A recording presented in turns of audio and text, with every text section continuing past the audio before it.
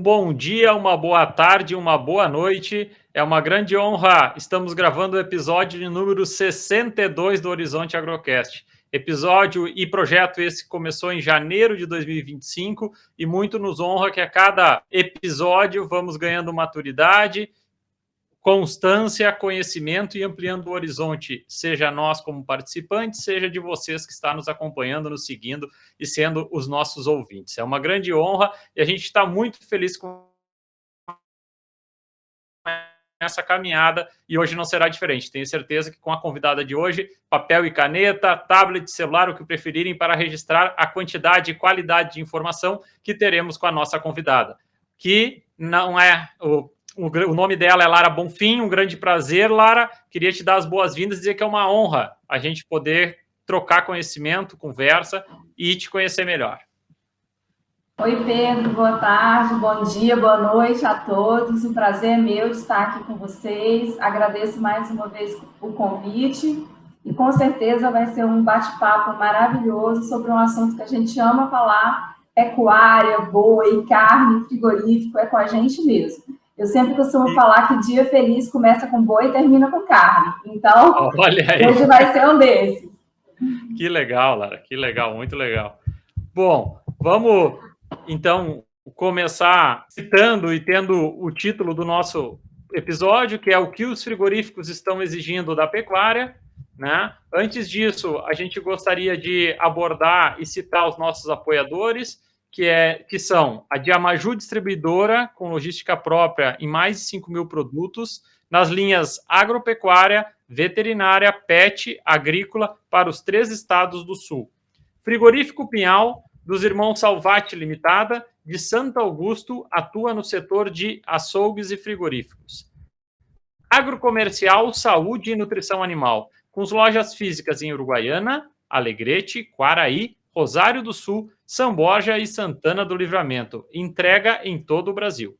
Accelerated Genetics, há 27 anos no mercado nacional, comercializando semi-bovino nacional e importado, além de material de inseminação artificial. Ouro Fino Saúde Animal, reimaginando a saúde animal. Agropecuária Moresco, há 30 anos plantando confiança e colhendo resultados. Fábrica de rações, concentrados, núcleos e sais minerais. MSD Saúde Animal, que tem como propósito melhorar o bem-estar das pessoas e a saúde dos animais. Veterinária Marca e Sinal, solução do pet ao pasto. Nosso maior patrimônio é a satisfação do cliente. Dita aqui, mas com entrega em toda a fronteira oeste. Contato permanente com os proprietários Paulo e Sérgio. Bom, antes disso, eu gostaria de dar uns avisos. Quem ainda não segue a @pecuariaprm no YouTube, siga, marque o sininho para receber as notificações de quando o episódio vai ser lançado, sempre nas quintas-feiras, às 19 horas. Além disso, para quem está no coração do Rio Grande, Santa Maria, canal 19 da Claronet, no Spotify do Horizonte Agrocast e também nos sistemas de IPTV. Antes disso, vamos citar um pouco o currículo da nossa convidada para a gente poder conversar e entender um pouco mais sobre esse assunto. A Lara Bonfim é médica veterinária, formada na UFMG, Universidade Federal de Minas Gerais, doutora em zootecnia e produção animal também pela mesma instituição, e mestre e especialista em tecnologia de inspeção de produtos de origem animal pela UFMG também. Foi professora das disciplinas de tecnologia de carnes e derivados e expensão de carnes na medicina veterinária da PUC de Minas Gerais, professora e coordenadora dos cursos de pós-graduação Lato Senso em tecnologia de carnes, derivados, higiene e tecnologia de produtos de origem animal na PUC também de Minas, professora de pós-graduação EAD online do IFOP Educacional desde 2016, ministrando disciplinas de tecnologia e inspeção do abate de bovinos, suínos e bem-estar animal. Com mais de 25 anos de experiência e atuação na área da garantia, controle de qualidade em indústrias frigoríficas, consultora nas áreas de bem-estar animal, BPF, APPCC e qualidade para obtenção e certificações de 40 frigoríficos em 3 estados brasileiros. Ministra treinamentos in company e cursos de atualização e capacitação na área de qualidade, bem-estar e legislação aplicada a indústrias frigoríficas. com milhares de colaboradores treinados e mais de 10 mil alunos. Palestrante apresentando palestras nos principais eventos da cadeia da carne em todo o Brasil, como a Expo Meat e Tecno Carne, as edições de 2022, 2023, 2024 e 2026, e na AVSU de 2025. Autora de capítulos de livros sobre a atuação de médico veterinário em indústrias frigoríficas, responsabilidade técnica e consultoria.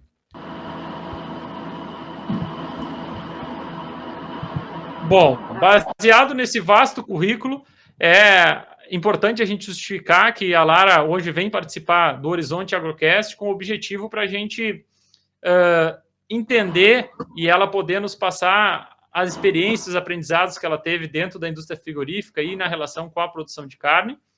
E junto com isso é importante para a gente entender, como a gente tem alguns episódios que focamos na parte de dentro da porteira, né, na produção do bovino para indústrias frigoríficas. No episódio anterior, entrevistamos um adido agrícola, onde buscamos entender a função de um adido agrícola que teve missão, morou muito tempo em Bruxelas, dentro da OIE, para poder, trabalhando, para poder capitanear e abrir mercados para o Brasil. E então a gente busca conectar, Lara, essas relações e entender como um todo. Por isso o programa tem o nome de Horizonte Agrocast, para ampliar os horizontes de quem assiste ou escuta esse programa, porque são temas que normalmente vamos dizer, a maioria do nosso público são pecuaristas, estudantes de veterinária, agronomia, tem muitas pessoas também que não são do agro, mas por curiosidade gostam de entender sobre o agro. Então, o tema sobre indústria frigorífica, a gente considera que a sociedade a gente tem de viver em pequenas bolhas, né, Lara? Que vamos dizer, daqui a pouco a pessoa está focada mais em higiene e inspeção, vive em higiene e inspeção, eu focado mais na área de gestão rural, fico no mundo de gestão rural e assim vai. E o objetivo do Horizonte é que a gente vá furando essas bolhas, né? E quanto mais a gente se aproxima de diferentes realidades, seguramente a gente aprende um pouco com cada uma das diferentes realidades. Baseado nisso, Lara, eu gostaria de ouvir um pouco da tua trajetória, desde quando nasceste, vamos dizer assim, a tua trajetória, onde nasceste, como começou, e tenha a maior calma do mundo, que a gente tem tempo suficiente para te conhecer bem. Então, porque a gente deseja e gosta que a primeira parte seja de conhecer essa trajetória pessoal e profissional do convidado? Porque a gente acredita que essa experiência pregressa tem muito a ver como o profissional é hoje. E seguramente teve fases da vida que teve que tomar algumas decisões e teve aprendizados, e quem está nos ouvindo seguramente pode também estar vivendo essa mesma fase ou tirar aprendizados dessa fase que tu viveste. Lara, Horizonte Agrocast está à disposição para te ouvir, te conhecer, e uma grande honra a gente poder estar trocando essa ideia. Pedro, mais uma vez, obrigado pelo convite, estou muito feliz de estar aqui participando e, como você disse, contar um pouco da minha experiência, porque eu tenho certeza que vários outros profissionais podem vivenciar ou ter vivenciado uma experiência semelhante à minha, ou às vezes estão nesse conflito também de entrar nessa área, né, dúvidas com relação à atuação da área da indústria frigorífica. Pedro, eu sou de Guanambi, na Bahia, eu sou baiana de Guanambi. Guanambi é uma cidade que fica no sertão da Bahia, no sudoeste da Bahia. Nós estamos aqui a mais ou menos 60 quilômetros da divisa com o estado de Minas Gerais. A cidade mais próxima do estado de Minas é Espinosa. E eu nasci e cresci aqui em Guanambi, toda a minha família, meus pais, meus irmãos, tios, tias, todos são daqui. Então, a minha família totalmente daqui, da região de Guanambi. E eu sou filha de pecuarista. Então, eu praticamente nasci, tem um amigo meu que fala, Lara, você nasceu no curral. Eu praticamente nasci no curral, meu pai é pecuarista de gado de corte, eu vivi a minha infância inteira em fazenda, mexendo com gado, acompanhando meu pai durante toda a lida com os animais. Meu pai era um homem da agricultura, o negócio principal dele era algodão, a cultura do algodão, o plantio e o beneficiamento do algodão, tinha indústrias de beneficiamento de algodão, mas o meu pai gostava mesmo, era da pecuária. A gente brinca que o trabalho dele era a agricultura e a indústria do beneficiamento de algodão, mas o que ele realmente gostava e tinha muito prazer era na pecuária, e toda a minha infância foi acompanhando meu pai em fazendas, nós íamos muito a exposições, leilões, a minha infância toda, exposições da BCZ, lá em Uberaba, as centrais de inseminação, o painho comprava touros, eu falo painho, é um hábito aqui da nossa região, eu falo até hoje, painho, manhinha. Então, a minha infância foi essa. E uma coisa muito importante durante a minha infância, nós somos 5 irmãos, 2 homens e 3 mulheres, e eu sou a do meio certinho, o meio dos homens e o meio das mulheres, e eu era muito próxima ao meu pai, inclusive nós fazemos aniversário no mesmo dia, e essa proximidade toda, essa afinidade, nos aproximou muito. E as minhas irmãs, elas não gostavam tanto, assim, de fazenda. E como eu ia muito, eu ficava o tempo todo com meu pai e com meus irmãos, esse contato com a pecuária, com cavalos, a gente montava, isso tudo me fez, né, me aproximar mais desse mundo do agronegócio e da pecuária e do gado de corte, tanto que, claro, essa afinidade foi crescendo, essa paixão foi crescendo, e eu não tive dúvidas, desde criança, eu queria fazer veterinária. Né? Aquela opção por veterinária foi desde sempre, porque era realmente o que eu queria mexer, o que eu queria trabalhar. E nessa minha trajetória, nessa minha infância e contato com meu pai, a minha primeira vez no frigorífico foi muito precocemente. Painho sempre mandava gado para o frigorífico, uma coisa que meu pai me ensinou muitas coisas na vida, e hoje os aprendizados que eu tive com ele, eles fazem parte da minha vida, né? Inclusive coisas que eu fui aprender no doutorado, ter a explicação científica no doutorado, meu pai já havia me ensinado na prática, né? Quando eu era criança, mas eu só fui entender o mecanismo quando eu estava no mestrado e no doutorado, como a carne DFD, por exemplo, né? Que eu vou falar mais à frente.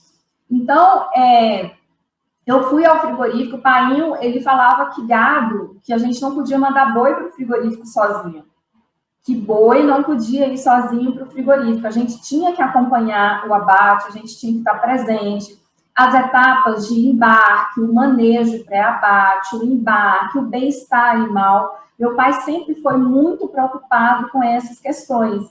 E ele frisava, Pedro, que a cadeia era da carne, que a gente precisava do frigorífico, o frigorífico precisava da gente, que o nosso produto não era o boi, o nosso produto é a carne.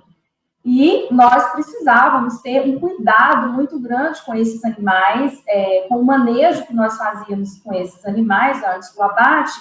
Ele, inclusive, mencionava que transportar bois era semelhante a transportar ovos, que a gente teria que ter o mesmo cuidado com o transporte dos animais, porque qualquer machucadinho poderia ocasionar uma contusão, um hematoma, e ele falava que o momento mais importante financeiramente, economicamente, do sistema de produção, era a hora que os animais iam ser abatidos. Por quê? Era quando o produtor, o pecuarista, ia ter o retorno econômico sobre aquela atividade.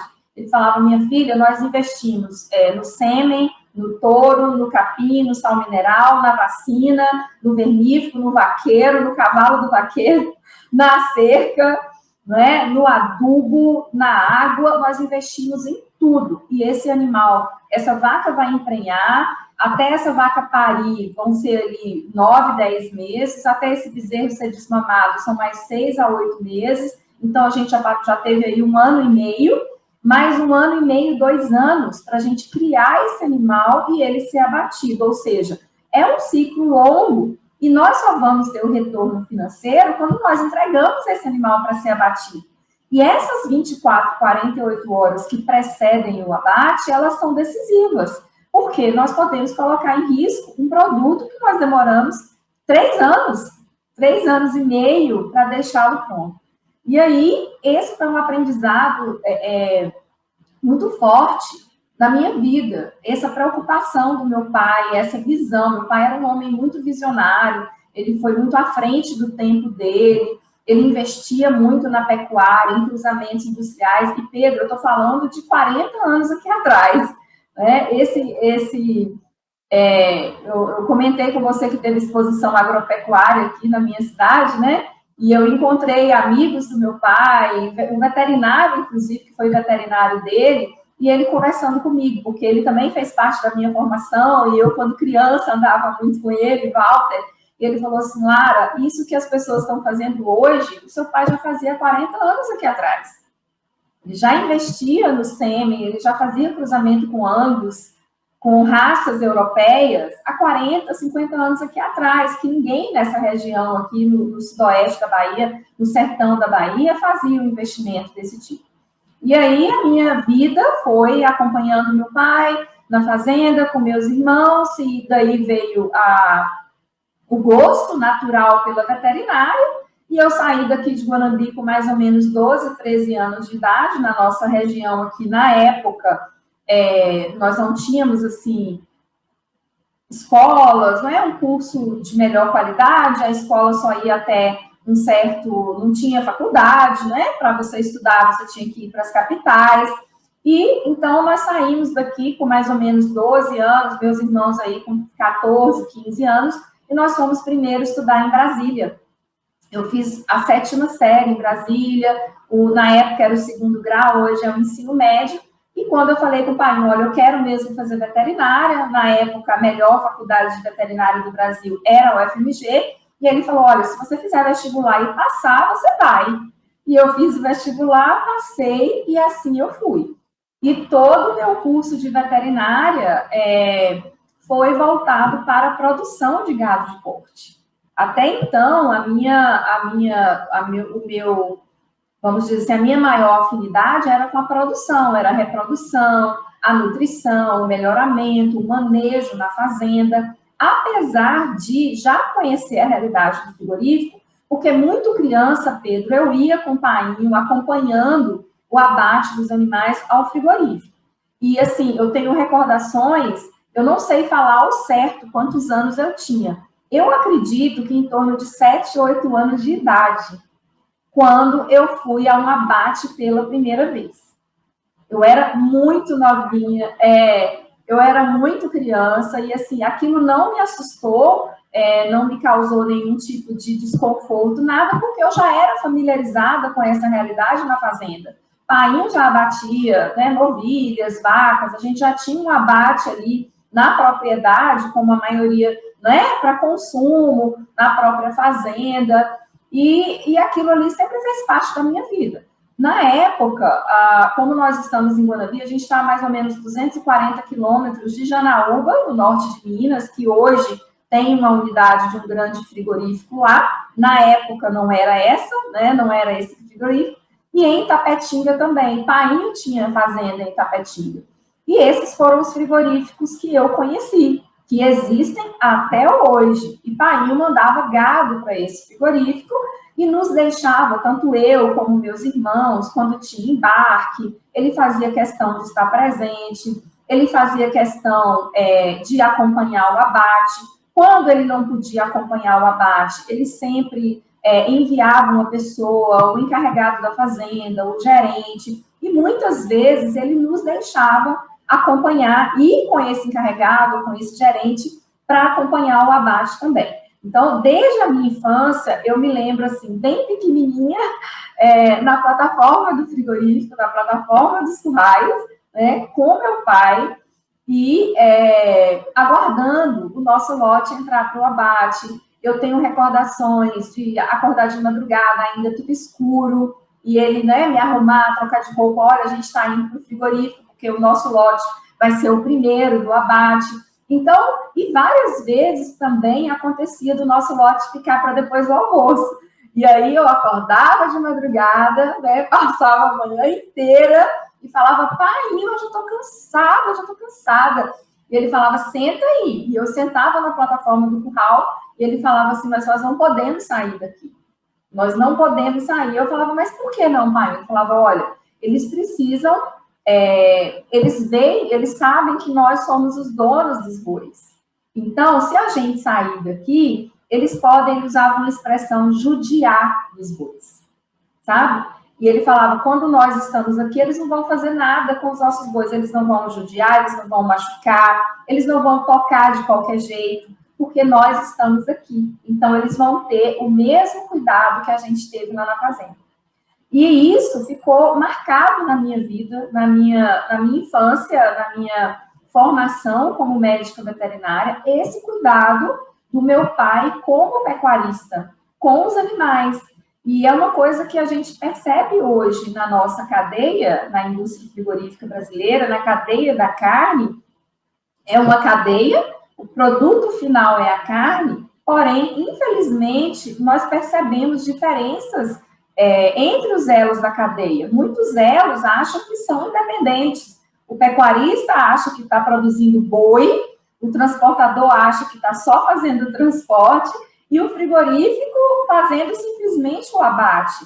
Mas o produto que nós temos, a carne, ela é resultante, ela é um resultado dos esforços e dos cuidados que todos esses elos têm. O pecuarista, ele precisa ter um entendimento de que ele não está produzindo boi, ele está produzindo carne.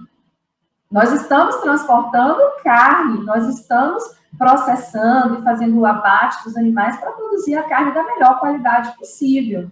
E esse esforço, ele precisa ser conjunto. E quando eu era criança, isso ficou assim, muito forte para mim. Esse cuidado do meu pai com os animais, ele era extremamente cuidadoso, com relação ao manejo sanitário também. Meu pai era muito detalhista e fazia questão de aplicar todas as vacinas, vermífugos. E hoje a gente vê os pecuaristas, assim, dando prioridades a algumas vacinações, deixando outras de lado. E meu pai não era assim. Ele gostava muito de criação, ele gostava muito do gado, e o gado dele era muito bem cuidado, muito bem tratado. A única coisa que ele não gostava, Pedro, era de ver o gado dele ser abatido. Isso aí ele não gostava. E ele falava assim que ele não sentia nenhum peso, nada assim, com relação ao gado de outras pessoas, né? Mas o gado que ele criou, ele era muito carinhoso com os animais, ele falava que ele ficava um pouco sentido, né? De ver o animal que ele criou com tanto carinho, com tanta dedicação, ser abatido. E aí eu demorei muito tempo também para entender isso, para vivenciar isso, porque é o nosso negócio e a gente acaba se acostumando com isso, né? Claro, respeitando todos os princípios de bem-estar desses animais. E Lara, uma curiosidade, o teu pai, ele começou a pecuária dele, ou ele era a segunda, ou que geração? Ele começou a pecuária. Ele começou do zero a pecuária, ele criava a nossa região, diferente da região sul, as nossas temperaturas são muito elevadas, a gente está em uma região que a temperatura é elevada e o tempo é muito seco. As raças zebuínas são as raças que se adaptam melhor à nossa região, e a nossa criação era predominantemente de animais Nelore, né? Animais azeboados e predominantemente Nelore. Meu pai chegou a criar também Nelore PO, animais registrados. Nós tivemos aras também, ele criava uma galarga machador. Eu sempre gostei de fazer esportes equestres, inclusive fazemos até hoje, eu e meus irmãos, tenho um irmão na vaquejada. Fiz hipismo clássico, porque quando eu saí daqui, Pedro, e fui morar primeiro em Brasília, foi um choque muito grande, não é? Assim, a falta do dia a dia da fazenda, do montar a cavalo, do ter contato com os animais. E para amenizar um pouco essa saudade, essa tristeza, Painho me levou na hípica, lá em Brasília, e eu comecei a fazer hipismo clássico, para poder continuar tendo contato com os cavalos, para continuar montando.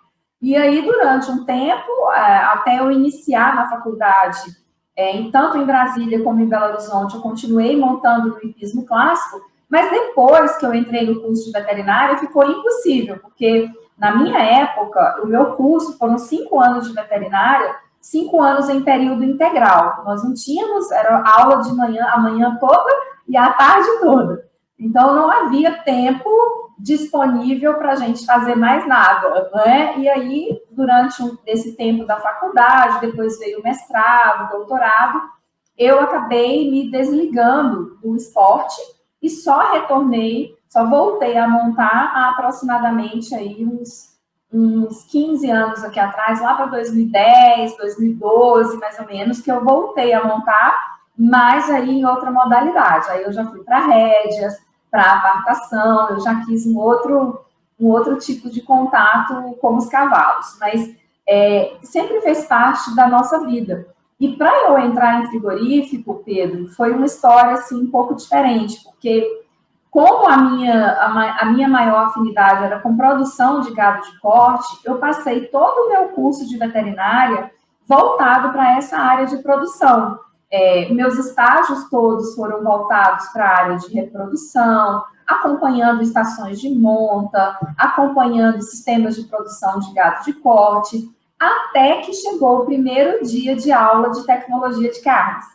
No primeiro dia de aula de tecnologia de carnes, eu já estava no 8º período, era o 8º, 9º e o 10º para formar. Eu estava no 8º período, e aí no dia do primeiro dia de aula, eu me apaixonei pela disciplina. Foi aquele amor, assim, eu falo que parece quando você tem um namoro, que você namora há 15 anos com uma pessoa, sabe? Depois você conhece outra e apaixona, e você tem que terminar tudo. Eu brinco que foi isso que aconteceu comigo. Eu passei uma vida toda na produção. Já conhecia frigorífico, mas eu não conhecia, assim, a parte, né, toda tecnológica. Eu não tinha um conhecimento detalhado daquela atividade. Mas no primeiro dia de aula de tecnologia de carnes, a aula do professor Afonso Liguório, meu mestre, foi meu orientador de mestrado, de doutorado, meu co-orientador de doutorado, mas quando eu assisti a aula dele, eu falei, é isso aqui que eu quero. E aí, no mesmo dia, isso, Pedro, eu já fazia iniciação científica, eu já estava com tudo encaminhado para fazer, inclusive, mestrado na área de produção. Eu já tinha experimento, eu já tinha dados, que eu estava fazendo levantamento de dados, iniciação científica, acompanhando alguns rebanhos, todos os dados zootécnicos de uma propriedade. Eu já estava com tudo encaminhado para dar início ao mestrado nessa área. Porém, chegou o primeiro dia de aula de tecnologia de carnes, eu apaixonei, virei a cabeça completamente para frigorífico e me lembro de procurar, à época, o meu orientador da iniciação científica e eu brinco que a gente terminou tudo, né? Aí eu falei, olha, apaixonei pela tecnologia de carnes e é isso que eu quero para mim. Eu não quero mais a parte de produção. E eu era muito jovem, eu entrei na faculdade de veterinária com 16 anos, e aí eu era muito nova, e na nossa imaturidade, né, quando a gente é muito jovem, a gente não tem, assim, muita maturidade para lidar com essas emoções. Então, eu achava que ele fosse ficar muito chateado, né, que fosse uma coisa... Porque, para mim, aquilo estava sendo muito impactante. E o professor, na maior maturidade, na maior sabedoria do mundo, falou, Lara, que notícia maravilhosa, que bom que você decidiu por trabalhar na carne, na indústria frigorífica agora, né? Enquanto você ainda está aqui na faculdade, enquanto você ainda tem tempo de aprimorar o seu conhecimento, fazer estágios, que ótimo! Não se preocupe com o seu trabalho, com os seus dados, eu vou encaminhar, tem outros alunos, tem outras pessoas que podem assumir os seus dados, e você já conversou com o professor de carne, né? Você já conversou com o Afonso? Aí eu falei, não, primeiro a gente tem que terminar com um para conversar com o outro, né? Não, primeiro, e na época, Pedro, o professor era o José Aurélio Bergman, ele era vice-diretor da escola de veterinário.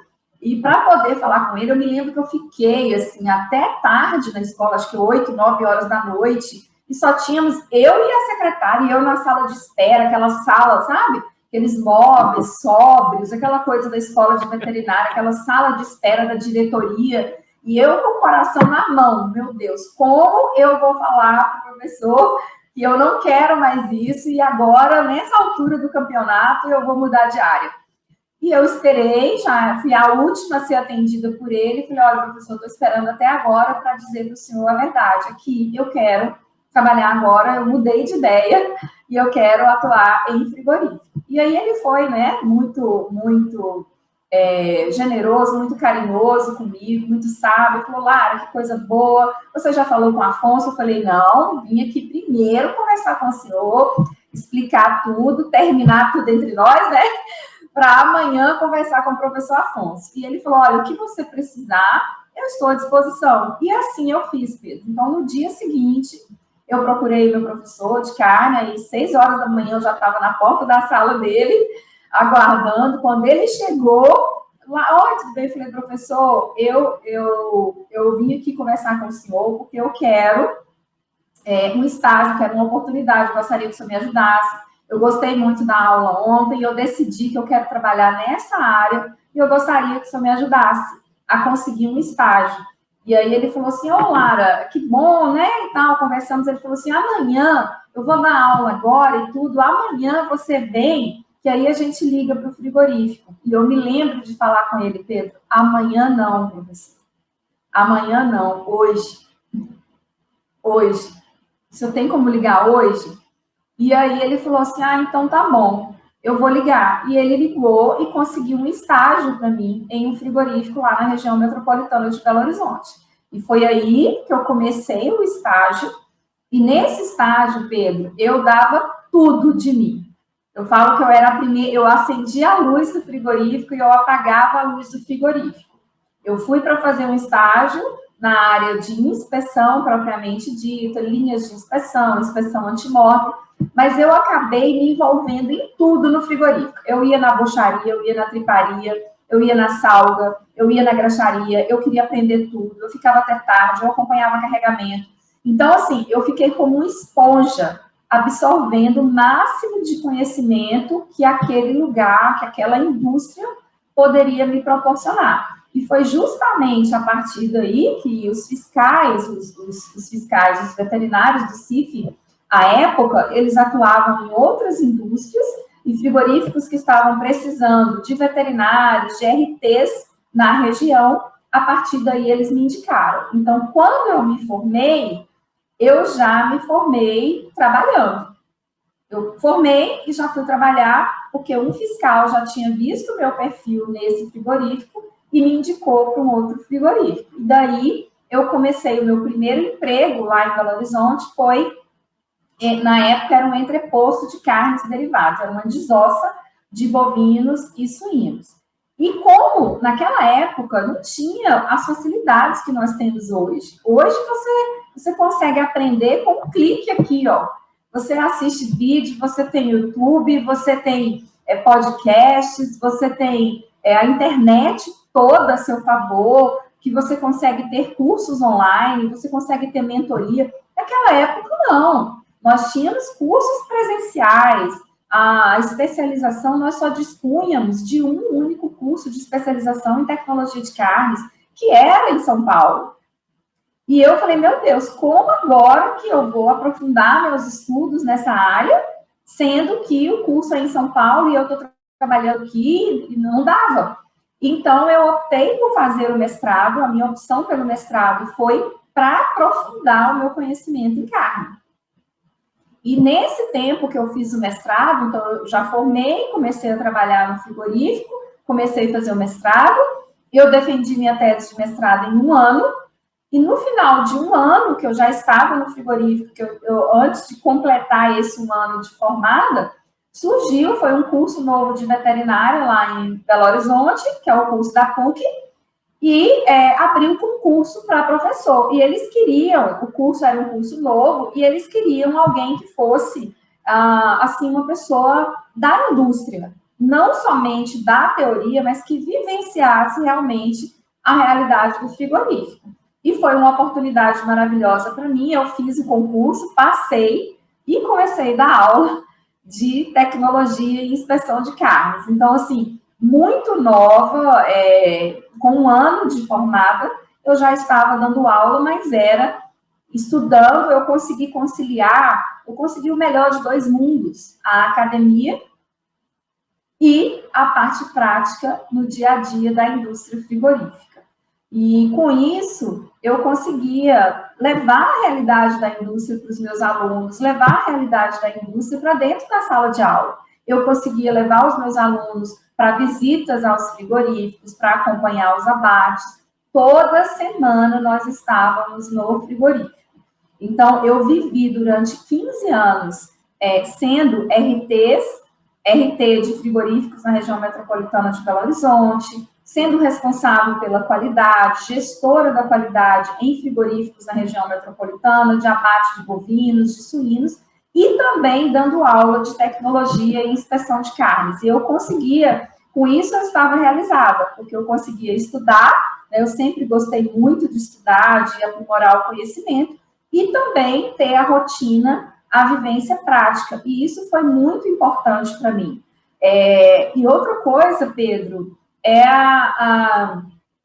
o perfil, né, a minha educação, a forma como meu pai me criou. Meu pai, ele nos criou, meus pais, né? Minha mãe também tem um mérito enorme nisso daí, mas o meu pai nos criou para sermos muito independentes e para sermos destemidos. E tudo assim, vai, não precisa ter medo, vai, né? E nesse tempo, foi muito importante para a minha vivência na indústria, esse perfil do meu pai, de ser um homem de negócios, de ser um pecuarista, de fazer conta, de estar todo dia no frigorífico acompanhando abate, rendimento, cálculos. Meu pai, quando eu era criança, a gente ensinar a pesar gado, e calibrar o olhar para o peso dos animais, quantas arrobas que esse animal está pesando. Então, ele perguntava para a gente quantas arrobas o animal pesava e passava o animal na balança. Então, a gente ia fazendo essa associação do peso, né, com o peso em arrobas, o peso em quilos e o nosso olhar, para a gente saber mais ou menos, ao olhar o animal, conseguir fazer essa avaliação. Outra coisa que Painho fazia a gente acompanhar era o transporte. Os caminhões boiadeiros, ele deixava a gente viajar com os boiadeiros. E isso, para mim, era uma super aventura durante a nossa infância. Eu e meus irmãos, porque ele tinha os boiadeiros ali de confiança, a fazenda ficava a 200 quilômetros, né? Não era nem 200 quilômetros do frigorífico, ele ia atrás na caminhonete e nós íamos com o motorista do caminhão boiadeiro. E toda vez que acontecia alguma coisa, que um boi deitava, alguma coisa assim, a gente tinha que subir na gaiola. Aquilo ali, para mim, era o máximo, né? Eu ficava torcendo para acontecer alguma coisa, para subir na gaiola, porque criança a gente acha que tudo é uma aventura, né? Então, essa formação a mais que o meu pai me deu, ela foi muito importante, porque ela consolidou, ela trouxe uma visão que a faculdade não consegue te dar. A faculdade não consegue te dar a vivência, a realidade, o dia a dia do pecuarista, as dificuldades, as decisões difíceis, muitas vezes que precisam ser tomadas ali no sistema de produção. E eu tive a oportunidade de ter, né, a parte toda acadêmica, de aprimorar os meus conhecimentos, de fazer o mestrado, doutorado, de vivenciar a realidade da indústria e vivenciar a realidade do pecuarista, porque eu tinha essa vivência dentro de casa. Então, a minha formação, ela foi uma formação muito sólida em todas as etapas da cadeia, porque eu vim desse berço, eu vim de uma realidade, eu vim de uma fazenda de gado de corte, da pecuária de gado de corte, e que meu pai me permitiu e sempre me incentivou, sempre nos incentivou a participar ativamente do dia a dia da fazenda. Então, foi muito bom. O que me surpreende nessa trajetória, primeiro em relação ao teu pai, a questão da consciência dele de todas as etapas, né? Isso não é muito frequente, assim, ter a consciência de todas as etapas. A tendência é o produtor focar na produção, né? Embora ele saiba que foque na produção, vai relacionar com o setor de insumos, ele quer baixar o custo de produção dele para poder ter uma margem maior, mas achei muito interessante esse comentário, que não é muito frequente, a questão de eles ter as etapas bem claras, né? O animal vai ser transportado para o frigorífico, monitorar isso, chegar no frigorífico, acompanhar abate. Então, isso são coisas que mostram uma consciência de cada etapa e, claro, seguramente um carinho maior para a fase dentro da fazenda, mas ele tendo essa consciência e não só tendo a consciência, passando isso para vocês. Baseado nisso, eu queria te perguntar como que dentro da tua cabeça tu viu que queria não seguir na área de produção, que tu teve toda a tua memória afetiva foi dentro de uma fazenda, mesmo tu comentou a questão de quando resolveu ir para Ípica, em Brasília, porque queria ainda ter um contato com animais, né, por ter ido para um grande centro. Como que uma jovem consegue entender e ter a certeza, como tu diz, na questão de que queria não trabalhar mais com produção e ir para a área de higiene? Como é que foi que tu trabalhou isso dentro da tua cabeça para poder saber, sim, eu realmente quero trabalhar na parte de frigorífico, de inspeção, na parte de indústria, que queira ou não, é um ambiente, ele é fundamental, mas é um ambiente muito diferente. Pedro, então, o que mais me atraiu da indústria frigorífica foi o dinamismo da indústria. O dinamismo foi uma coisa assim que vou usar essa palavra, que me seduziu. Eu me apaixonei completamente pelo movimento, por tudo aquilo que acontece dentro de uma indústria. Eu já tinha a vivência, de certa forma, com a indústria do meu pai, de beneficiamento de algodão, né? Dessa indústria de transformação, de você pegar uma matéria-prima e transformar em um produto de maior valor agregado. Mas a indústria frigorífica, para mim, quando eu tive essa primeira aula, que falou sobre todo o mercado, sobre as exportações, né, sobre a atividade da indústria frigorífica, o que é essa etapa final, eu fiquei, assim, completamente maravilhada com toda a tecnologia, com os equipamentos, as instalações, o processo. E eu realmente me apaixonei. Falei, meu Deus do céu, o ouro está aqui, né? A galinha dos ovos de ouro é essa. A gente acha que a produção é boa, mas boa mesmo é a indústria. Então, na minha cabeça, foi uma virada de chave, porque eu falei, meu Deus do céu, a melhor parte está no final, não é essa parte inicial, né? Esse novo e esse dinamismo, essa velocidade em que as coisas acontecem na indústria, eu acho que foi o maior atrativo para mim. E, assim, em nenhum momento, Pedro, até hoje eu fico assim, meu Deus, eu também olho às vezes e falo, como que eu fui tão decidida, né? Como que eu me decidi e eu nunca olhei para trás? Nunca houve na minha vida nenhum momento, depois disso, que tivesse sequer passado pela minha cabeça, me ocorrido a possibilidade de voltar atrás, né? De assim, eu vou voltar para a produção. Nunca, nunca. Do dia que eu decidi ir para a indústria, todo mundo que me conhece sabe assim, o quanto eu sou apaixonada pela indústria frigorífica. Eu amo o que eu faço, eu amo a indústria e nunca, eu falo, é a melhor área da veterinária. Nada para mim chega aos pés. Gente, não levem a mal, não estou querendo ofender ninguém, mas para mim, nada chega aos pés da indústria frigorífica, não chega. E que bom, né? Que bom que eu acho isso, porque cada um tem que achar da sua área. E eu sou muito realizada, e quando eu conversei com meu pai sobre essa minha mudança de decisão, meu pai também me apoiou, né? Porque ele falou, olha, é a modernidade, vamos dizer, a tecnologia toda está na indústria. A gente está lidando com a matéria-prima. E meu pai era um comerciante nato, ele era um homem muito inteligente, e ele falava assim, minha filha, é onde tem o maior valor agregado.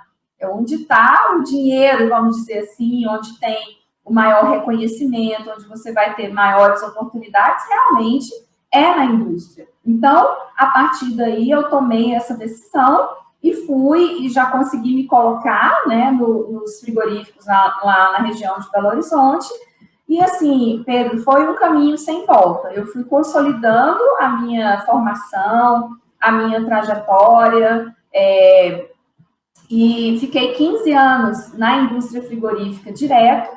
E no final de 2015, eu voltei aqui para minha cidade, para Guanambi, porque o meu pai adoeceu. Meu pai, ele teve câncer,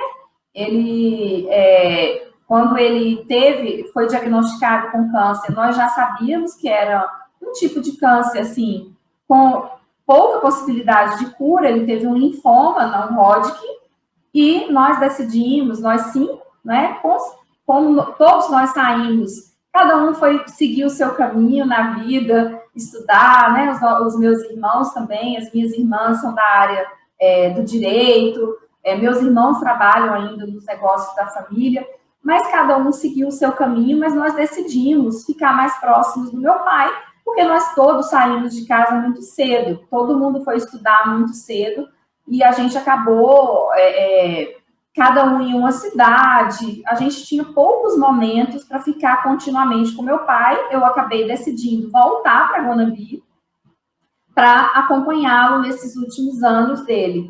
E foi a melhor decisão que eu tomei. Meu pai, ele faleceu em 2022, e graças a Deus que eu pude estar com ele nos últimos anos, né, nos últimos momentos dele, e pude ter essa convivência, acompanhá-lo também durante o tratamento, aprender mais com ele.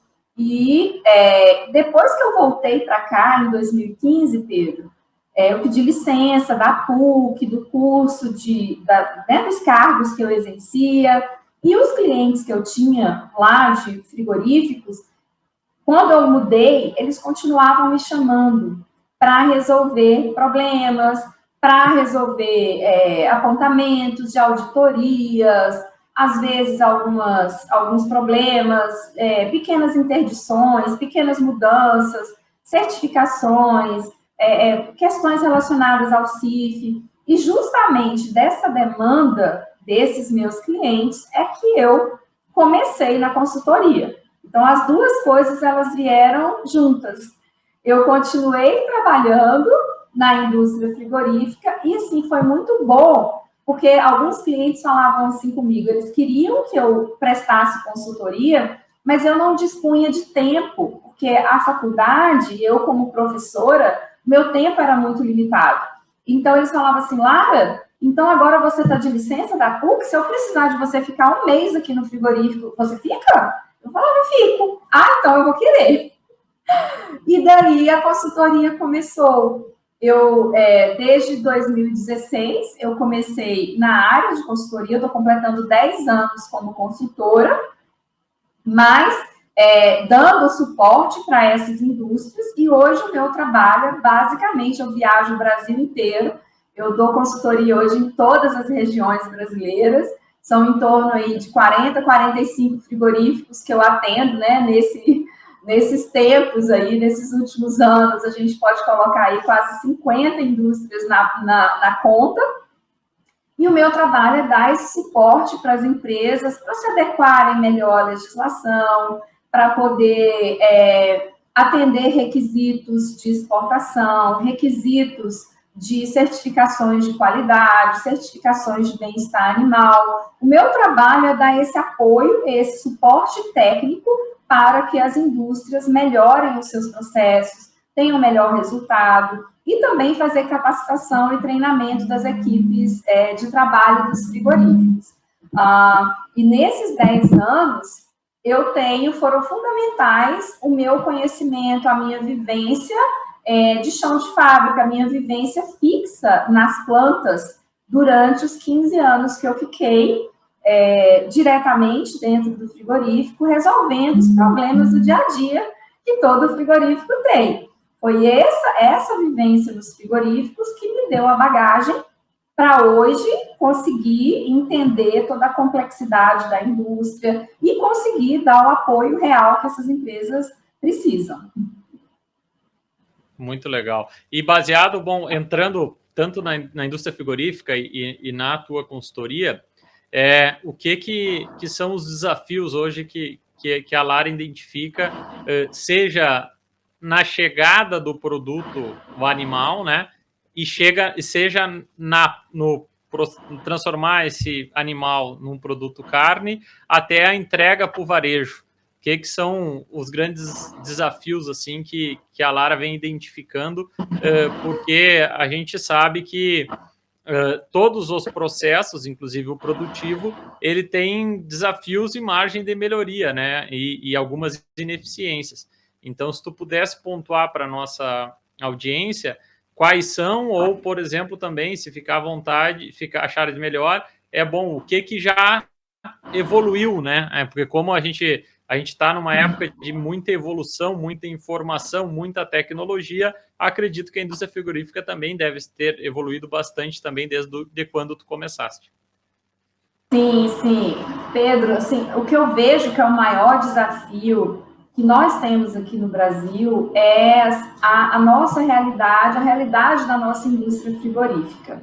Nós temos, o professor Pedro de Felício, ele fala que aqui no Brasil ele usava essa expressão Belíndia, a Bélgica e a Índia, né? São dois extremos. Nós temos uma indústria que é extremamente heterogênea.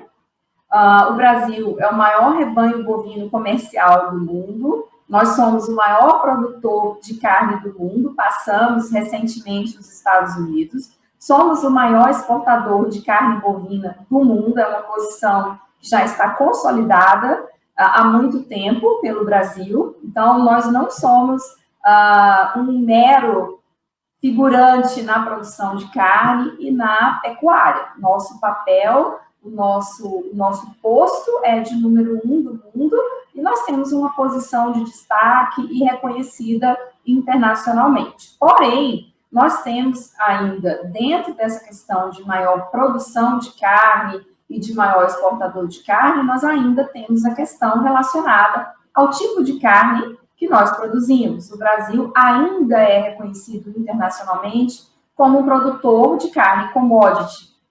Nós temos, sim, tem havido um crescimento significativo na nossa produção de carne premium, de carne de qualidade reconhecida, diferenciada, mas nós ainda somos reconhecidos como um produtor e exportador de carne commodity. E dentro desse contexto, nós temos uma indústria bastante heterogênea. Nós temos, assim como nós temos sistemas de produção bastante heterogêneos, nós temos sistemas que são extremamente tecnificados, que utilizam as melhores tecnologias em termos de nutrição, melhoramento genético, manejo sanitário, e nós temos sistemas de produção ainda pouco tecnificados.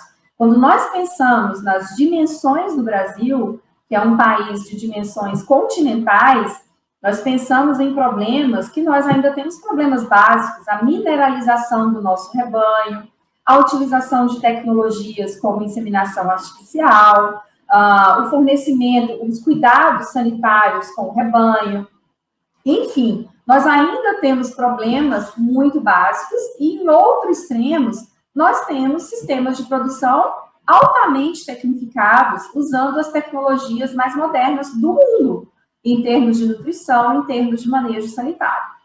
A nossa indústria frigorífica, da mesma forma que os sistemas de produção, ela também apresenta essa heterogeneidade. Por quê? Nós temos indústrias altamente tecnificadas, utilizando tecnologias e ferramentas, robôs, inteligência artificial já, né, inclusive consolidada e implantada nas indústrias frigoríficas, mas nós temos indústrias que ainda não têm o básico.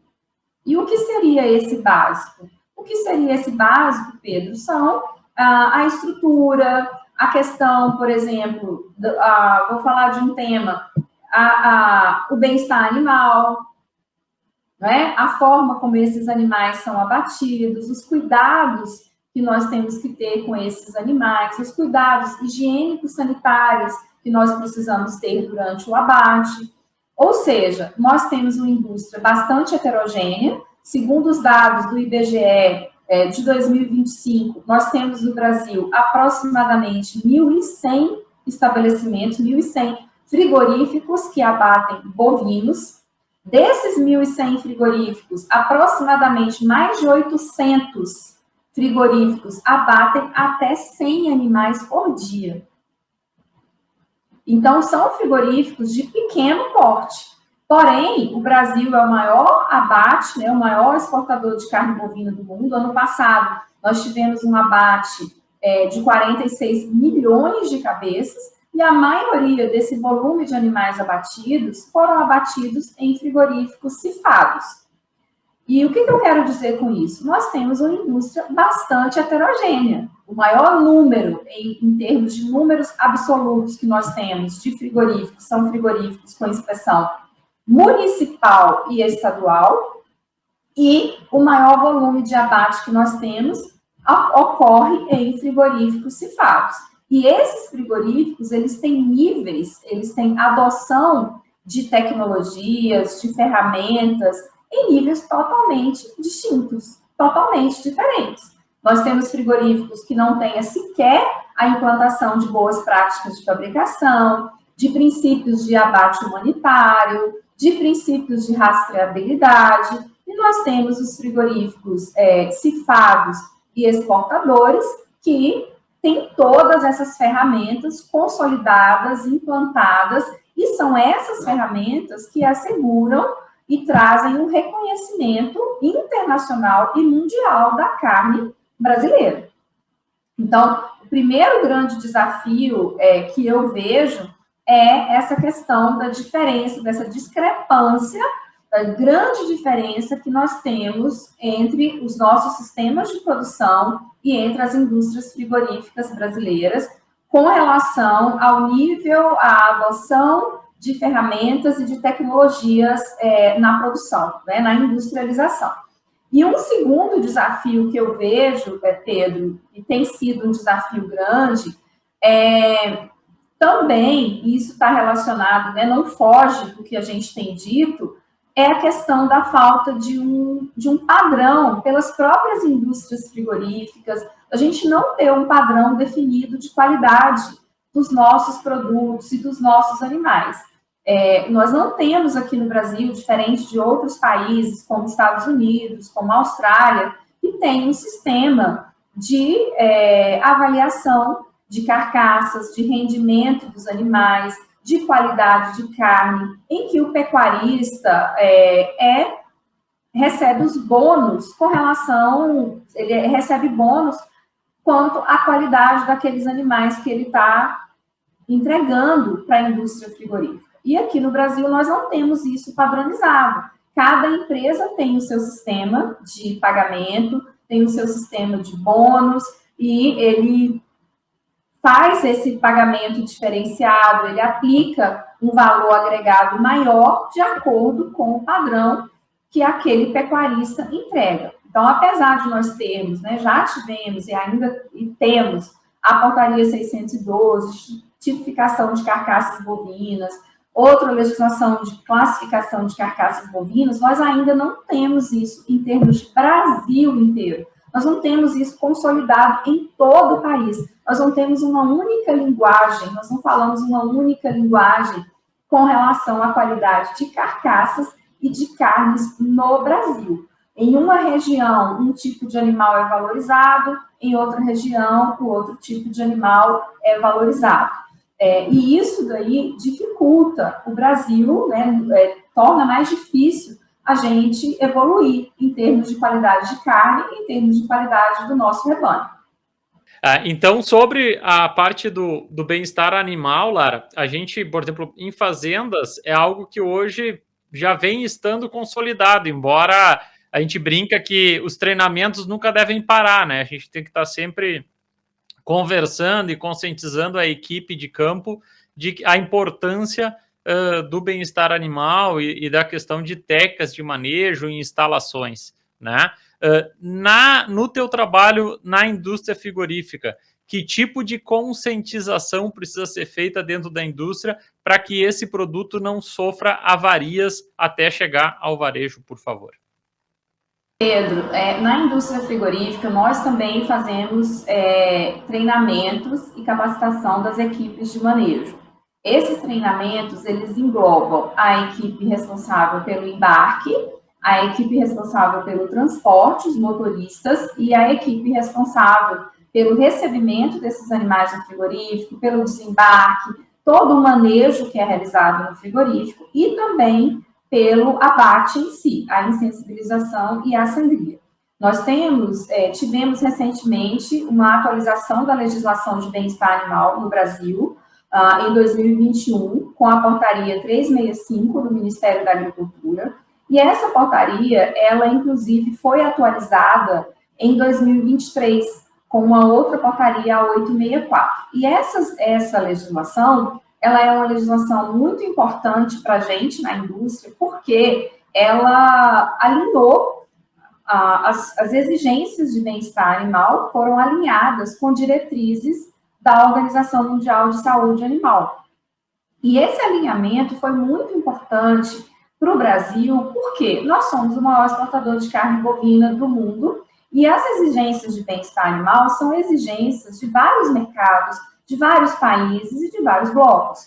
União Europeia, Estados Unidos, China e vários outros mercados têm exigências de bem-estar animal nos seus requisitos para exportação. Porém, nós não tínhamos um alinhamento prévio a essa legislação com as diretrizes da Organização Mundial de Saúde Animal. E agora, desde 2021, e com a sua última atualização em 2023, nós temos esse alinhamento com diretrizes internacionais e o Ministério da Agricultura concedeu prazos para que as indústrias frigoríficas brasileiras se adequassem a essas exigências de bem-estar animal. E dentre as exigências estão treinamentos e capacitação das equipes responsáveis por todo o manejo dos animais, desde o embarque na propriedade até o abate propriamente dito no frigorífico. E boa parte do meu trabalho atualmente, boa parte das minhas consultorias atualmente têm sido voltadas justamente para treinamentos e capacitação de equipes em bem-estar animal. Nós temos identificado uma evolução nessa conscientização a respeito do bem-estar animal, de maneira geral, mas ainda temos dificuldade, porque o bem-estar animal, ele sempre foi visto, né, com muito preconceito anteriormente. Tinha muito aquela ideia assim, bem-estar animal é frescura, é besteira, bem-estar animal é coisa de mulherzinha, né? A gente não precisa preocupar. Boi, as pessoas sempre pensam assim, boi é um animal rústico, é um animal forte, é um animal que aguenta muita coisa, é um animal resistente, robusto. Olha o tamanho de um boi, eu posso aplicar choque, porque é só uma formiguinha, o animal não vai sentir nada, isso aqui não é nada para o boi. Só que as coisas não são bem assim. Quando nós não temos bem-estar, quando nós temos práticas inadequadas de bem-estar, isso resulta em prejuízos econômicos diretos e indiretos. Nós temos perdas diretas por contusões, por hematomas, por fraturas, luxações.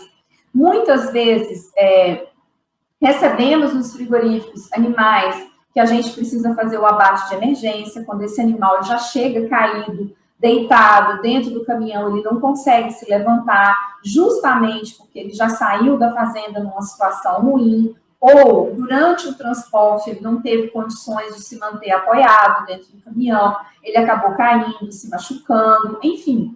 Isso tudo é prejuízo para a gente. Quando nós conseguimos colocar todas essas informações e demonstrar a importância do bem-estar animal para a qualidade da carcaça e para a qualidade da carne, aí as coisas estão começando a mudar. Porque nós estamos trazendo informações e dados que demonstram a importância e a relevância do bem-estar animal.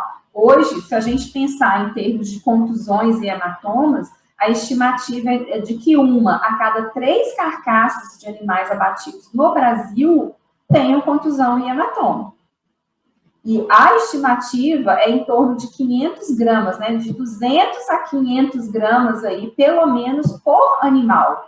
E temos que lembrar que ano passado nós abatemos 46 milhões de animais. Imagina, se a gente colocar aí 200 gramas que sejam, 500 gramas que sejam, quantas toneladas de carne nós teríamos decorrentes de contusões e hematomas que são geradas durante um manejo inadequado no embarque, durante um transporte feito sem os cuidados adequados, durante o desembarque e o manejo dentro do próprio frigorífico, né? Equipes que não estejam treinadas e capacitadas.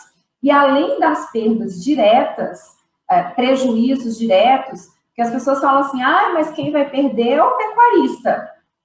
A contusão, o hematoma, essa carcaça, ela vai ser, como o pecuarista recebe pelo peso da carcaça quente na sala de abate, nós vamos ter que refilar essa carcaça, nós vamos ter que retirar aquela parte que foi lesada. A maioria das empresas, né, das pessoas, pensa de forma equivocada que o prejuízo é do pecuarista, porque essa carcaça vai ficar mais leve. Não, o prejuízo é de toda a cadeia. Todo mundo perde. Eu brinco que é igual aquela música da Marília Mendonça. Ninguém vai sofrer sozinho, todo mundo vai sofrer. Não tem isso? Ninguém vai perder sozinho, todo mundo vai perder. Porque o frigorífico, ele investiu em um animal de qualidade. Ele está pagando um diferencial pela arroba daquele animal. Se a gente paga, se a indústria compra um boi para exportar para a China, esse boi China, ele tem uma diferença no preço da arroba do boi normal, do boi convencional. Eu estou falando de 5 a 10%, 5 a 10 reais na arroba do boi China. Só que, se esse animal tem uma contusão ou um hematoma, ou se esse animal ele não está dentro do padrão exigido pela China, por exemplo, de idade, ou vamos falar de um efeito direto e indireto do bem-estar, que é o pH, a China só aceita carcaças que tenham um pH máximo de 5,91 no músculo longíssimos dós. E se esse animal é estressado antes do abate, e se ele tem um pH mais alto que isso, ele não vai ser exportado para a China. Essa carcaça é desabilitada para a China. O pecuarista vendeu como boi China, o frigorífico pagou um valor diferenciado como boi China, porém, na hora de ir para a China, ele não vai. Por quê? Porque ele foi desclassificado no pH, que é um efeito indireto do bem-estar animal. Não é? Então, assim, os prejuízos são enormes, porque o frete está aí, a mão de obra está aí, né? O custo da arroba está aí, tudo está envolvido no custo desse animal que seria exportado e agora não é. Então, o bem-estar, ele tem um efeito direto e ele tem um efeito indireto na qualidade da carne. Eu posso ter a alteração mais comum e mais frequente na carne bovina é a carne DFD, Dark, Firm and Dry, né? Escura, firme e seca, a chamada Dark Cutting Beef, que é o corte de superfície escura, que é um corte que já causa uma rejeição natural por parte do consumidor, porque o consumidor associa essa carne escura a uma carne que talvez tenha sido congelada e descongelada, uma carne velha. Aqui na minha terra a gente fala uma carne cansada. Carne cansada, né? Aquela carne, assim, já envelhecida, aquela carne que está sobrando ali na gôndola do supermercado. É uma carne que não é nem um pouco atrativa para o consumidor, porque quando nós, consumidores, vamos comprar carne, a primeira característica que nós levamos em consideração é a aparência. E dentro da aparência, a cor.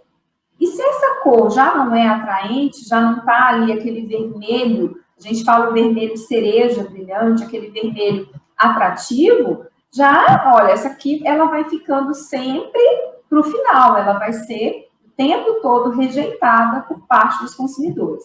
E quando eu era criança, Pedro, quando o painho fazia abate de animais na fazenda, a gente criança, né, eu, meus irmãos, a gente sempre tinha lá uma vaca separada, uma novilha separada, e olha só como que eu aprendi carne DFD quando era criança. A gente gostava de ficar ali pirraçando a vaca. Aqui na minha terra a gente fala pirraçar. Pirraçar é provocar, né? Aquelas coisas de criança. Jogar uma pedrinha, sabe? Para a vaca correr atrás de você.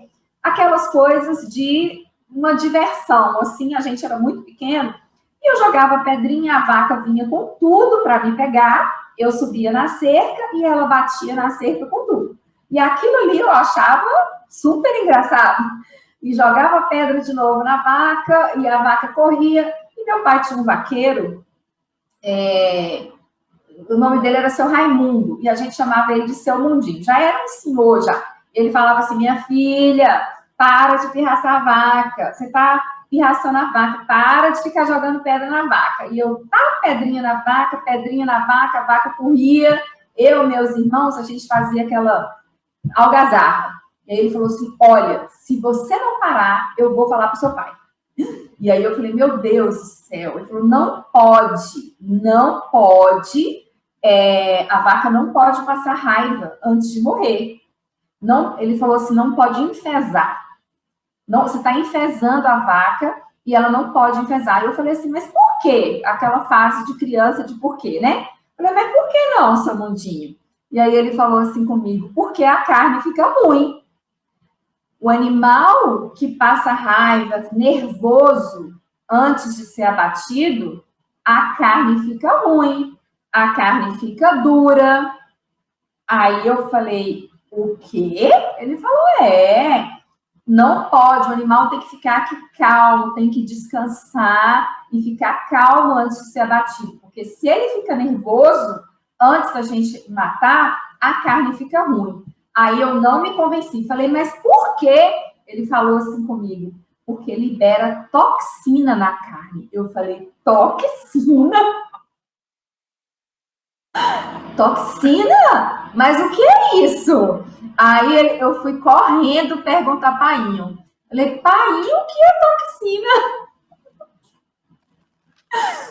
Aí meu pai me explicou que eram substâncias que quando o animal ficava muito nervoso, ele produzia substâncias. E essas substâncias, esses hormônios, caíam na corrente sanguínea e alterava a carne. E por isso a carne do animal ficava dura. Então, olha só, o que é a sabedoria popular no sertão da Bahia?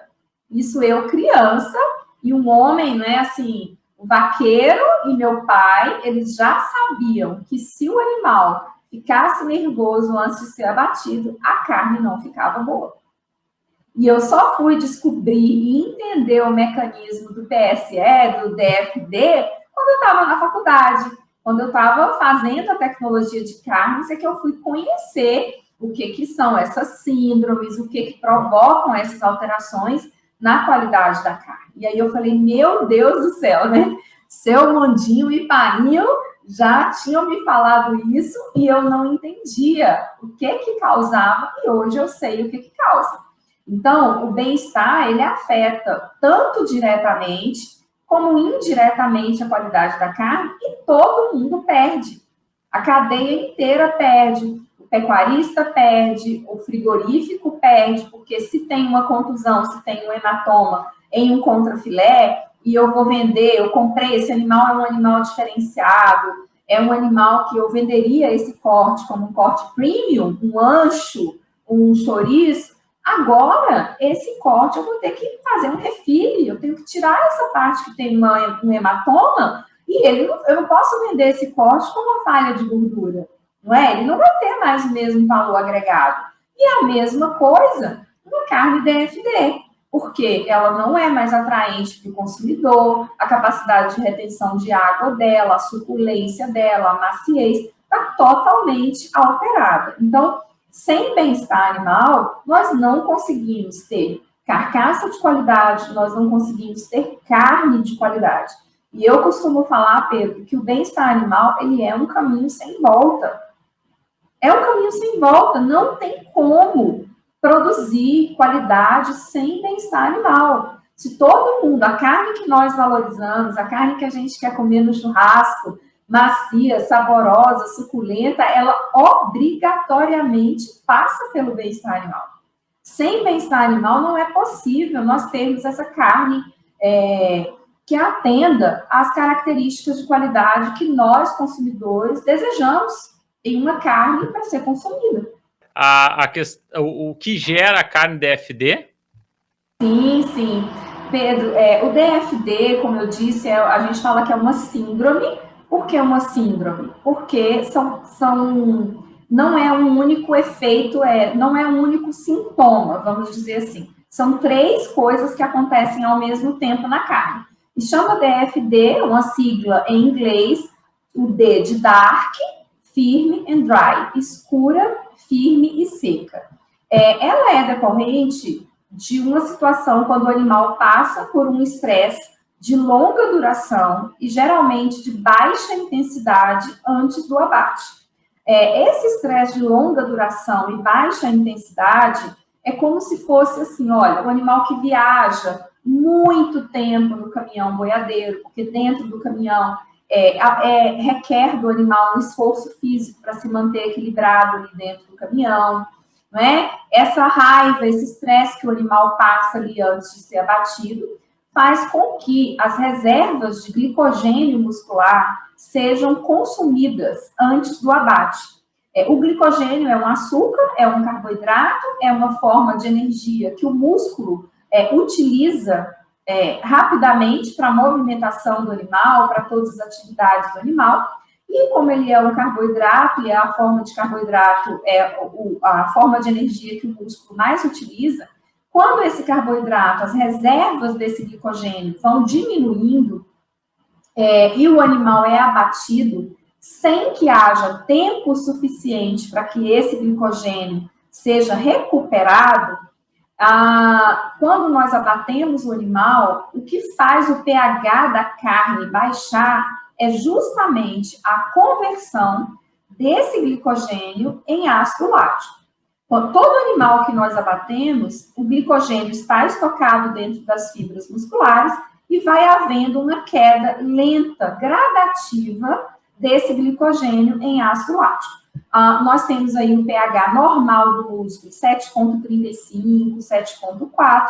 Quando a gente abate esse animal, ao longo de 24 horas, esse pH ele vai diminuindo lentamente até chegar num pH final entre 5,5, 5,8, 5,6, 5,8 em até 24 horas após o abate.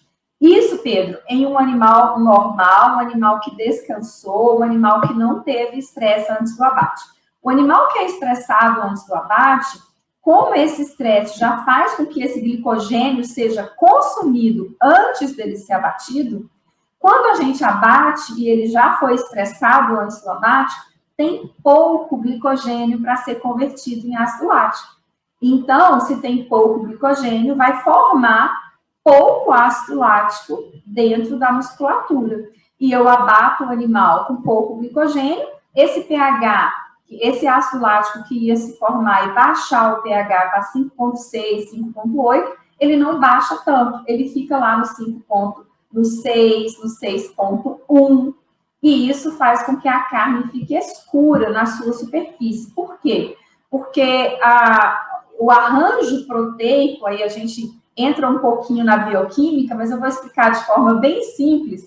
As proteínas da carne, elas têm grupos de aminoácidos que têm cargas positivas e negativas.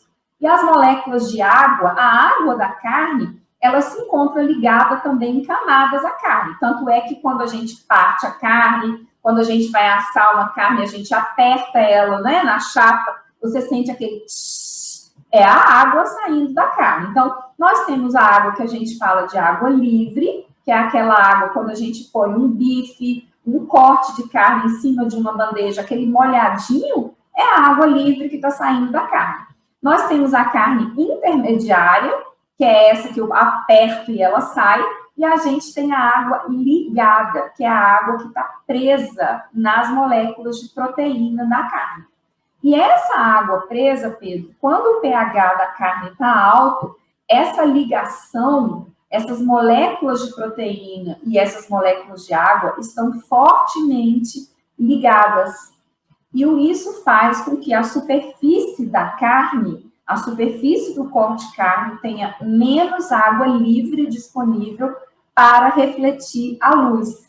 E com isso, a superfície do corte fica escura. E outra coisa, então, ela fica escura, ela fica seca, mas Lara, então, Como ela tem mais água ou menos água? É porque ela fica com mais água ligada. A água está toda ligada, ou quase toda ligada na proteína da carne. E a nossa percepção de suculência, quando a gente come um pedaço de carne e mastiga e percebe aquela suculência, é da água livre e da água intermediária. Então, quando a gente pega a carne DFD, a nossa percepção é que ela é seca. Ela é escura, ela é seca e ela fica firme, porque esse arranjo todo das proteínas com as moléculas de água, isso tudo interfere na percepção e na rigidez da carne também. Então, ela fica escura, ela fica firme e ela fica seca. Ou seja, né, Painho dizia, é a queda e o coice. Além da queda, tem o coice, não é? Não tá bom, não. Além da gente ter o problema, além de estar escura, estar firme, ela ainda está seca. É péssimo para a qualidade da carne. E sem bem-estar, gente, essa carne que a gente ama, aquele churrasco, aí no sul, então, né, a carne maravilhosa, o churrasco maravilhoso, não tem como se não tiver bem-estar. Não tem como. Lara, infelizmente estamos chegando no nosso tempo, tá? Acho que conseguiste abordar muito bem a parte do bem-estar animal e ficou muito claro também para toda a nossa audiência a questão da importância da experiência prévia e o quanto o carinho e ensinamentos que teu pai, ou painho, como chamas, te traduziu a ti e todos os teus irmãos.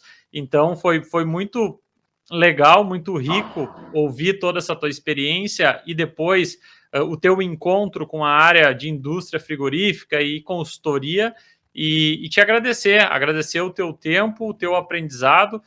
Não conseguimos explorar todos os assuntos que desejamos, porque foi muito interessante toda essa trajetória que foste contando, mas seguramente vamos voltar a te importunar para a gente conversar um pouco mais, porque ficou claro na explicação do DFD o quanto o conhecimento que tu tens e o gosto que tu tens por explicar e traduzir esse conhecimento e conscientizar nós todos que estamos na cadeia da carne bovina a importância do bem-estar animal e, como a gente diz aqui no Rio Grande do Sul, que não é uma xaropice, na verdade é algo que é importante a gente ter a consciência, porque sim, que é a consciência que teu pai sempre teve na questão de que todas as fases da produção e os elos são importantes para que a gente chegue com um produto carne, com medalhão de entrecô, por exemplo, bem suculento e com bom sabor, para que esse cliente que volte a comprar, ele tenha uma boa experiência.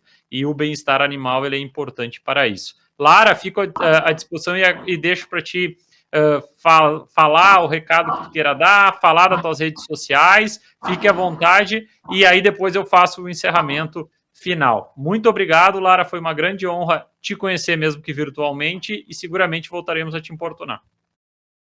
Pedro, não me importuna em absolutamente nada, pelo contrário, passou tão rápido, meu Deus do céu, eu nem vi o tempo passar. A gente começa a contar, né, e falar e não vê o tempo passar, não me importuna de jeito nenhum, pelo contrário, é um prazer. Mais uma vez, eu que agradeço o convite, um prazer enorme estar aqui com vocês, compartilhar um pouco da minha trajetória, da minha vivência e do que eu vivo na indústria frigorífica, né? Como você disse, eu realmente sou apaixonada pela indústria frigorífica e, assim, tem pessoas que falam, olha, se a parede do frigorífico fosse de vidro, ninguém comeria carne. E eu falo o contrário. Eu gostaria, do fundo do meu coração, que as paredes dos frigoríficos fossem todas de vidro, para que todos pudessem ver o trabalho maravilhoso que nós fazemos. Um trabalho muito sério, a quantidade de profissionais que nós temos ali, dedicados, todas as tecnologias, o respeito, o atendimento à legislação e os maiores protocolos de higiene que nós temos nos frigoríficos brasileiros. Eu tenho muito orgulho, muito orgulho de fazer parte da indústria frigorífica brasileira. Eu tenho muito orgulho da posição que o Brasil ocupa no mundo em termos de produção pecuária, da nossa indústria frigorífica, de exportação de carne, em todos os sentidos, do nosso agronegócio, e mesmo com todos os problemas que nós temos, sim, nós somos os melhores do mundo, né? Nós não temos problema nenhum em reconhecer isso, e eu realmente acredito que nós estamos a passos largos de consolidar o nosso reconhecimento no mercado internacional de carnes também, quanto à qualidade de carne, não apenas como carne commodity, mas também como carne de qualidade reconhecida. E, claro, isso passa pelo bem-estar animal, isso passa por rastreabilidade, isso passa por reconhecimento de status sanitário do Brasil, né, em todos os segmentos, e eu só tenho mesmo a agradecer a vocês pela oportunidade e de trazer um pouco para as pessoas do que é a indústria frigorífica. E eu espero, sim, que a gente converse mais vezes, porque o meu desejo, do fundo do meu coração, é esse, que todos conheçam um pouco mais sobre a indústria frigorífica e todos vejam como é uma indústria maravilhosa. E olha, Pedro, vou só falar mais uma coisinha aqui para encerrar. Como é a indústria mais sustentável que existe. Porque a gente não perde absolutamente nada. Nada, nada, nada, nada, nada. Nós aproveitamos tudo. Eu falo que o boi, assim, o bovino, o suíno, nós aproveitamos tudo do abate. Nós temos um excelente aproveitamento. Então, eu realmente gostaria de levar mais ao conhecimento das pessoas o que é esse segmento, tá bom? Um abraço para você, deixa um abraço aí a todos, pessoal do Rio Grande do Sul. Eu amo esse estado, amo mesmo, adoro. As minhas redes sociais, tem o meu Instagram, @LaraBonfimConsultoria, tem também meu LinkedIn e meu Facebook, Lara Bonfim. E quem precisar de alguma coisa, quiser entrar em contato, se ficou alguma dúvida, eu estou à disposição nas minhas redes sociais, tá bom, Pedro? Um abraço a todos aí do Rio Grande do Sul e a todos vocês do Agrocast. Muito legal, muito legal. Bom, esse foi o Horizonte Agrocast número 62, aonde entrevistamos Lara Bonfim. E alguns últimos recadinhos, mencionar nossos parceiros: Veterinária Marxinal, de Amaju Agrícola, Frigorífico Pinhal, Agrocomercial Saúde e Nutrição Animal, Accelerated Genetics, Agropecuária Moresco, Ouro Fino Saúde Animal, MSD Saúde Animal. E não se esqueça que a sua participação é muito importante. Deixe, então, seu comentário, sugestão, crítica em qualquer um dos canais disponíveis, sendo o YouTube da Pecuária PRM, Spotify do Horizonte Agrocast, Instagram da Pecuária PRM, Instagram do Horizonte Agrocast. Agradecemos muito a sua audiência e esperamos você no próximo episódio do Horizonte Agrocast, este que é um projeto da Pecuária PRM. Um grande abraço e uma ótima semana.